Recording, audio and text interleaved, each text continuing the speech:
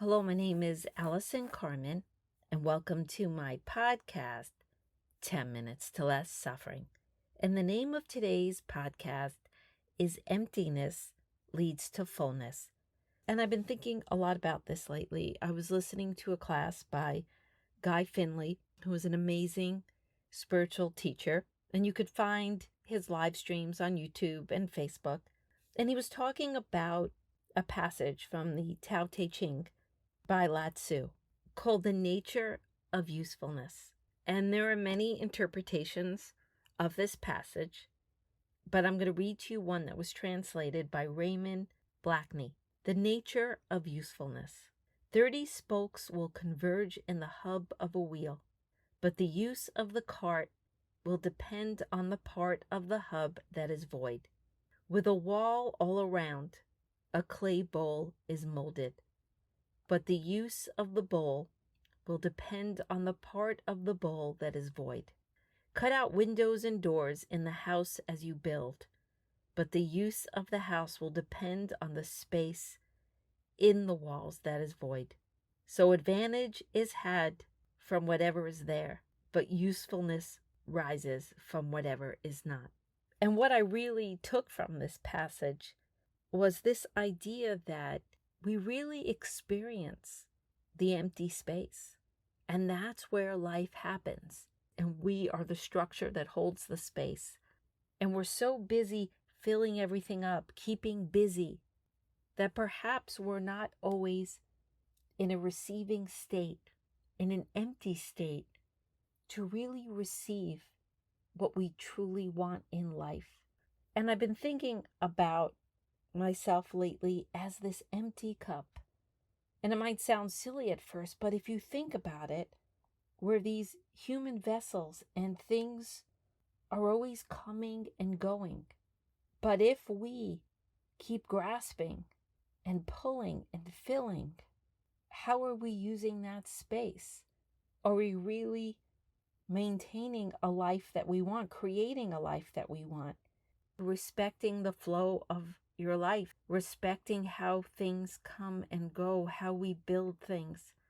And sometimes I think that is in the emptiness that we see ourselves, that we get a clearing, that we actually get in touch with our true desires and the things we really want in life. Because if we're always grasping at a fear of not having, we want certainty, we don't want to suffer. But when that happens, we're pulling in things that might not be our true desire. We're pulling in things that might not be for us, but we so want to feel full and safe. But certainty is not usually filled with a life of possibilities, of opportunities, of the things that dreams are made of. And so when we're pursuing something what we really love, we have to allow ourselves to sit and put it out there and sit and wait and be patient for the things that we really care about to come back to us or attract the things for the first time. Because if we pull in everything, we end up in relationships we don't want to be in. We end up in jobs that we don't want to be in, and we have filled ourselves up with experiences that are not aligned with who we truly are. And that's when anxiety comes in. That's when fear comes in, dissatisfaction. But if we can wait and hold ourselves and allow the experiences to come and go. Yes, we put intentions out there. Yes, we have desires, but we allow things to flow in and flow out. And just because we have in our lives maybe not exactly what we want, it doesn't mean that life won't keep changing. We must stay steady. We must hold who we are. We must be solid in order to wait and attract and allow things to come and go.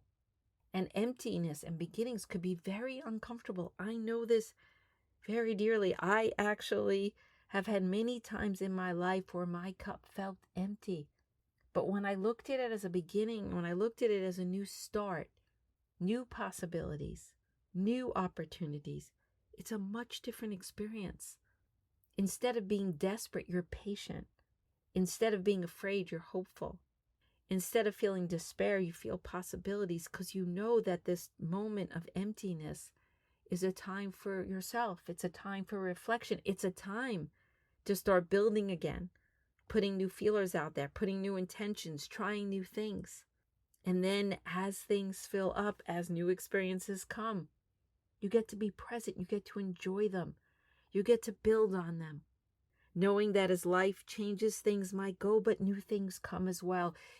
You start to have faith in the flow of life. And that's why I also love the idea of maybe, because when we get afraid and we fear that we're losing more than we're getting, maybe reminds us that uncertainty is our best friend, because if we want our life to change, it has to happen in the unknown. And we start to see the ebb and flow of life. We enjoy the victories. We enjoy the opportunities. And when they leave, we're able to let them go, because if we hold on to things that are leaving, we suffer. We're arguing with what cannot be argued with. And we resist and we become negative. And then we don't avail ourselves to all that's possible. So life happens within the space, and we are the structure that holds the space. Whether you look at it as the walls of a house, the hub of a wheel, as this empty cup, whatever it is, we must allow things to come and go. Because if we cling, if we hold on, what is seeking us will not be found.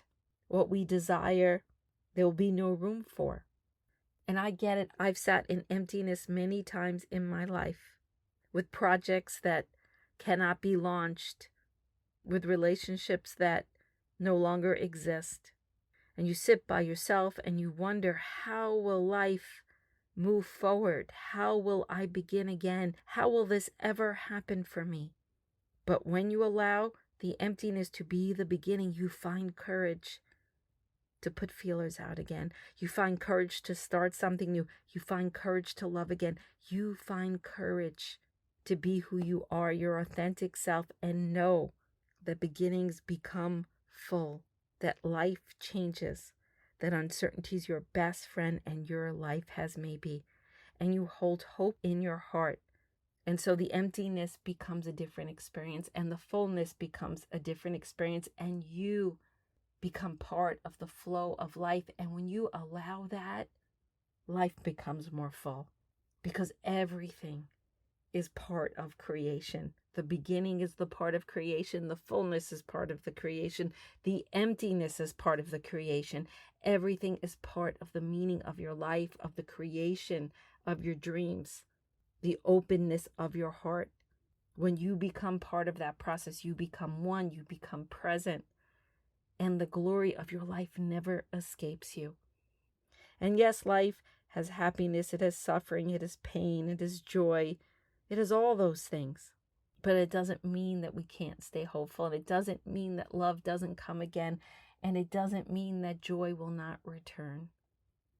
There are seasons to all our lives. When we know this, we don't sink into despair.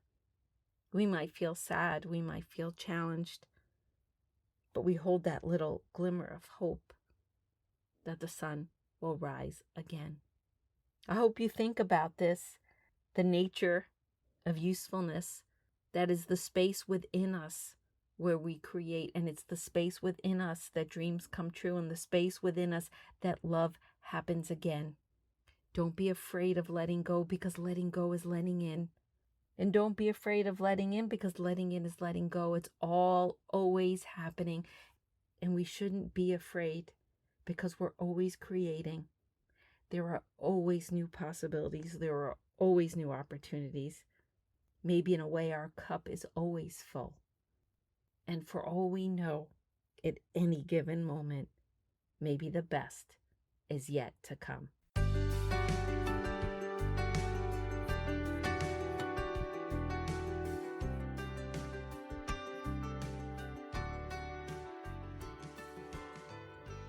Thank you for listening to this podcast today. If you'd like to get in touch with me, you could email me at allison@allisoncarmen.com. If you'd like to buy my books, The Gift of Maybe or A Year Without Men, they're available at all major bookstores and online retailers. And if you'd like to listen to my new audiobook for The Gift of Maybe, they're available at all major audio platforms. And if you like this podcast, I hope you subscribe and leave a comment.